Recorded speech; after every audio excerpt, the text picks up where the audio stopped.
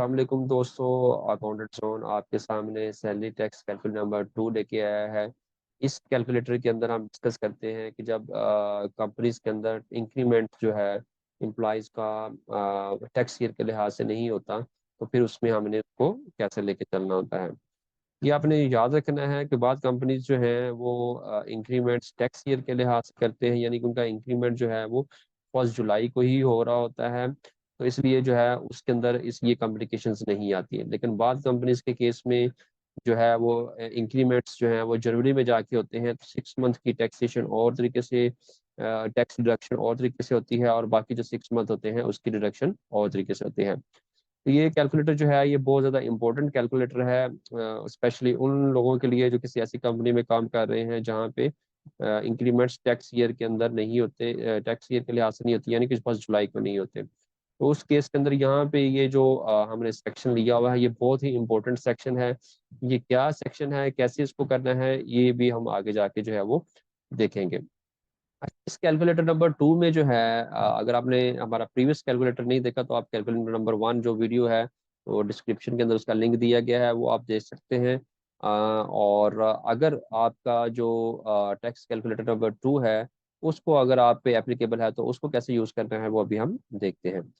अच्छा, यहाँ पे याद रखें कि इस कैलकुलेटर को इस्तेमाल करने से पहले मैं आपको छोटी सी एक चीज़ बता दूं कि यहाँ पे आप देख रहे होंगे कि बिफोर और आफ्टर का जो 2 कॉलम्स हैं ये यूज़ किए गए हैं। और इसकी रीज़न क्या है? इसकी रीज़न ये है कि अगर आपके इंक्रीमेंट्स टैक्स ईयर के लिहाज से नहीं हो रहे होते तो फिर उस केस के अंदर आपके 6 मंथ सैलरी जो है वो कुछ और होती है, और 6 मंथ सैलरी कुछ और होती है। तो इसलिए ये बिफोर इंक्रीमेंट मंथ्स लिखेंगे यहाँ पे, और आफ्टर इंक्रीमेंट्स लिखेंगे।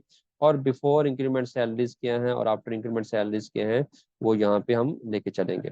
अच्छा, सबसे पहले हम लेट्स सपोज करते हैं कि अगर हम 12 मंथ ही लेके चलते हैं और कोई जो है वो टैक्स ईयर के लिहाज से ही हमारे इंक्रीमेंट्स हो रहे हैं, तो उस केस के अंदर देखिए ये जो बिफोर इंक्रीमेंट्स वाली जो सैलरीज हैं ये वहाँ पे मैंने लिखी हुई हैं। लेट्स सपोज कि मैं इसको जो है वो इग्नोर कर देता हूँ। तो उस केस के अंदर जो है ये बिफोर इंक्रीमेंट्स जो है आपकी यहाँ पे टोटल एनुअल सैलरी जो है वो कैलकुलेट हो जाएगी। और जैसे ही एनुअल सैलरी कैलकुलेट होगी तो यहाँ पे आप देखेंगे तो आपका जो टैक्स पर मंथ टैक्स की डिडक्शन जो है वो आ जाएगी। किस केस के अंदर? उस केस के अंदर अगर आपके इंक्रीमेंट्स टैक्स ईयर के लिहाज से हो रहे हैं, यानी कि जुलाई के अंदर हो रहे हैं। अच्छा, लेकिन अगर आपके इंक्रीमेंट्स इस तरह होते हैं कि आपकी 6 मंथ सैलरी कुछ और रहती है, जैसे कि यहाँ पे मैंने देखा कि बिफोर इंक्रीमेंट्स जो थी वो सैलरी ये थी, और आफ्टर इंक्रीमेंट्स जो सैलरी है वो ये है। तो इस केस के अंदर जो है वो आपकी सैलरी कुछ माह कुछ और रहेगी और कुछ मंथ जो है वो कुछ और रहेगी। तो उस बेस पे आपकी जो टैक्स की डिडक्शन है वो चेंज हो जाएगी। अच्छा, वो कैसे करना है उसको हम देखते हैं कैलकुलेटर के अंदर। उससे पहले मैं आपको एक छोटा सा ट्रिक बता दूं। लेट्स सपोज कि यहाँ पे अगर आप देखें मैंने बिफोर इंक्रीमेंट्स मंथ लिखे हैं कि कितने मंथ मेरी सैलरी जो है वो इंक्रीमेंट्स के बगैर रही है, तो मैंने 12 मंथ लिखे हैं। अगर मैं यहाँ पे 6 मंथ और ऐड करता हूँ तो यहाँ पे आप देखें तो यहाँ पे वो आपको कह रहा है कि अपने जो मंथ्स हैं उनको अगेन चेक करें, क्योंकि आपके जो नंबर ऑफ मंथ्स हैं वो 12 से एक्सीड कर गए हैं। तो ये भी एक बड़ी इंपॉर्टेंट चीज़ है, इससे भी आपको हेल्प मिलेगी कि आप जो है वो मिस्टेक के चांसेस जो है वो कैलकुलेटर को यूज करते हुए कम होंगे। तो लेट्स सपोज मैं कहता हूँ कि ये 6 मंथ सैलरी बिफोर, ये 6 महीने सैलरी हमारी ये रहती है, और आफ्टर 6 मंथ की जो सैलरी है 6 महीने की, वो क्या है वो मैं यहाँ से पेरोल डाटा से उठाता हूँ। ये आप अपनी सैलरी स्लिप्स वगैरह से जो है वो डाटा उठा सकते हैं, और यहाँ पे आके जो है मैं इसको पेस्ट कर देता हूँ। तो 6 महीने जो बिफोर इंक्रीमेंट्स जो सैलरी मेरी थी वो ये थी, और आफ्टर इंक्रीमेंट्स जो सैलरी है वो मेरी ये है। तो इस तरह बिफोर इंक्रीमेंट्स जो एनुअल सैलरी है मेरी ये वाली बन जाएगी, और जो आफ्टर इंक्रीमेंट्स जो मेरी एनुअल सैलरी है वो ये वाली बन जाएंगी। तो यहाँ से हमें जो है हम रिकनसाइल भी कर सकते हैं कि मेरी टोटल सैलरी कितनी बन रही। ये टोटल ग्रॉस सैलरी होगी आपके पूरे साल की, क्योंकि 6 महीने आपकी ये वाली सैलरी रही है पर मंथ, और 6 महीने आफ्टर इंक्रीमेंट्स तो आपकी ये वाली सैलरी रही है। जैसे कि आपको मैंने पहले दिखाया था कि जो हमारी पर मंथ पहले डिडक्शन हो रही थी वो 1,520 रुपया हो रही थी, लेकिन अगर अब हम देखें तो ये 3,773 रुपया हो रही है, क्योंकि हमारी जो टोटल ग्रॉस सैलरी है वो चेंज हो चुकी है। तो ये बड़ी इंपॉर्टेंट चीज जो है वो इसमें आपने देखी। लेट्स सपोज आप कहते हैं कि नहीं जी, मेरी 4 मंथ सैलरी जो है वो कुछ और रही है और 8 मंथ सैलरी कुछ और रही है, तो आप इस तरह भी कर सकते हैं। लेकिन यहाँ पे आपने केयरफुली जो नंबर ऑफ मंथ्स हैं वो लिखने हैं कि साल के अंदर जो टैक्स ईयर, साल के अंदर आपके कितने मंथ सैलरी इंक्रीमेंट्स वाले थे और कितने मंथ सैलरी जो थे वो बगैर इंक्रीमेंट्स के। तो मैं सिंपलिसिटी के लिए मैं 6 मंथ ही लेके चल रहा हूँ कि दिसंबर जनवरी में जाके हमारा इंक्रीमेंट हुआ है, यानी कि जुलाई से दिसंबर तक मेरी 6 महीने सैलरी ये वाली थी, और जैसे ही जनवरी 2024 आया तो मेरे इंक्रीमेंट्स के बाद सैलरी जो है वो ये वाली होगी है। तो जैसे ही हमने इसकी कैलकुलेशन की तो हमारे पास जो पर मंथ डिडक्शन जो आई वो 3773 रुपए जो है वो आई, और इस लिहाज से टैक्स डिडक्ट होके जनवरी से ऑनवर्ड हमें टैक्स डिडक्शन जो है वो करनी चाहिए। लेकिन अगर आप देखें, आपको याद होगा कि जब आपने जुलाई में डिडक्शन की होगी, जब आपके इंक्रीमेंट्स का अभी कंफर्म नहीं हुआ था, तो उस वक्त आपने चूंकि 12 मंथ्स के लिहाज से, ये वाले सैलरी के लिहाज से आपने कैलकुलेशन की, तो आपकी एनुअल सैलरी जो थी वो ये वाली बनती थी, और उस बेस पे आपने जो टैक्स की कैलकुलेशंस की और डिडक्शन की वो आपने पर मंथ के लिहाज से 1520 रुपए जो है वो उस पर्सन की सैलरी में से डिडक्ट करते गए। जैसे कि यहाँ पे भी मैंने लिखा हुआ है कि जुलाई से दिसंबर तक आप लोगों ने क्या किया कि उसकी जो पर मंथ सैलरी थी ये वाली, उसमें से आप लोगों ने ये वाला टैक्स माइनस किया, और जो है टिल दिसंबर तक आप लोग उसको ये वाली सैलरी पे करते गए। लेकिन जैसे ही आप लोगों का जनवरी आया और आप लोगों के इंक्रीमेंट्स हुए, तो 6 महीने की सैलरी कुछ और होगी और 6 मंथ की कुछ सैलरी जो है वो कुछ होगी।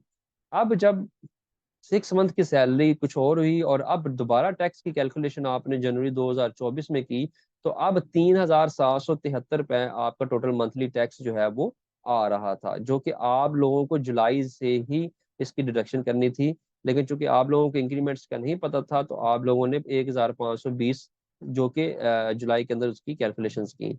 अब यहाँ पे जो ये चीज है ये बहुत ज्यादा इंपॉर्टेंट है इसको समझना, क्योंकि इसके समझने के साथ ही आप टैक्स की जो है वो प्रॉपर डिडक्शन कर सकेंगे। यहाँ पे देखें, जो additional tax deducted by payroll till December 2023 before increments के लिहाज से आप पर मंथ 1520 रुपया डिडक्ट करते गए, और जैसे ही आपने 1520 रुपया डिडक्ट किए दिसंबर के बाद, और जब एक्चुअली इंक्रीमेंट्स हुए तो आपको जनवरी दिसंबर तक जो टैक्स डिडक्ट करना चाहिए था वो 22,638 रुपये करना चाहिए, जबकि एक्चुअली आप लोगों ने 9,120 रुपये किया है। अब एक ये कैसे आया है, ये बेसिकली आप लोगों ने जो बिफोर इंक्रीमेंट्स टैक्स की कैलकुलेशन की 1520, तो 6 महीने के लिहाज से आपने इतना टैक्स डिडक्ट किया, जबकि एक्चुअली आप लोगों को 3773 पर मंथ डिडक्शन करनी चाहिए थी। तो इसका मतलब 6 महीने यानी कि दिसंबर तक आप लोगों को इतना टैक्स डिडक्ट करना चाहिए था, लेकिन आप लोगों ने इतना टैक्स डिडक्ट जो है वो किया। तो नेट कम डिडक्शन जो आपने 6 महीने की वो 13,518 रुपए की, या दूसरे लफ्जों में हम कहें कि आप लोगों ने जो है वो 2,253 रुपये पर मंथ जो है वो दिसंबर तक आपने लेस डिडक्शन जो है वो की है। अब यहाँ पे देखें लिखा हुआ है कि from January 2024 onward deduction by payroll. यहाँ पे देखें कि एक्चुअल जो पर मंथ डिडक्शन आपको करनी चाहिए थी जुलाई से ऑनवर्ड, जुलाई से दिसंबर तक और दिसंबर से फिर ऑनवर्ड, वो 3,773 रुपये करनी चाहिए थी। लेकिन एक्चुअली आप लोगों ने हमने 2,253 रुपये कम डिडक्ट किया था, जिसकी वजह से टोटल जो डिडक्शन पर मंथ अब हम जनवरी 2024 से ऑनवर्ड करेंगे वो 6,026 रुपये करेंगे। तो यहाँ पे अगर आप देखें तो ये 1,48,000 रुपये उसकी मंथली सैलरी है। 1,48,000 में से ये टैक्स डिडक्ट करेंगे हम, उसके बाद जो नेट उसको पे करेंगे ये वाली सैलरी पे करेंगे। अच्छा, यहाँ भी ये पर मंथ मेथड है। अगर आपने ग्रॉस मेथड से जाना है तो ग्रॉस मेथड से भी जा सकते हैं। वो किस तरह कि यहाँ पे देखेंगे टोटल टैक्स मंथली ये आ रही है आफ्टर आफ्टर इंक्रीमेंट्स के बाद, तो 3,773 अगर आप देखें तो ग्रॉस मेथड में हम कैसे करेंगे कि 3,773 सैलरी जो पर मंथ थी, अगर 12 मंथ्स के लिहाज से देखें तो साल में हमने 45,276 रुपये जो है वो डिडक्ट करने थे। लेकिन एक्चुअली हमने दिसंबर तक कितना डिडक्ट किया, 9,120 रुपए। 9,120 कैसे आए कि 1,520 जुलाई से दिसंबर तक हमने जो डिडक्शन जो की थी वो इतनी ही की हुई थी, तो इतनी करनी थी, इतनी हमने एक्चुअली दिसंबर तक की। तो नेट जो 6 महीने थे उसके अंदर हमने कितनी डिडक्शन करनी थी, 36,156 टोटल में। और अगर आप इसको 6 पे डिवाइड करें, जो कि बाकी 6 महीने हैं, जनवरी से जून तक 2024 तक, तो ये 6,626 रुपए ही बन रहे हैं, जो कि पर मंथ के लिहाज से भी हमने देखा है। तो इस तरह जो है वो आप टैक्स की कैलकुलेशन जो है वो प्रॉपर तरीके से कर सकते हैं। अगर मैं इसको लॉन्ग इन शॉर्ट करूं, तो यहाँ पे आप लोगों ने अपना यहाँ पे मंथ्स लिखने हैं कि बिफोर इंक्रीमेंट्स कितने मंथ थे और आफ्टर इंक्रीमेंट्स कितने मंथ थे।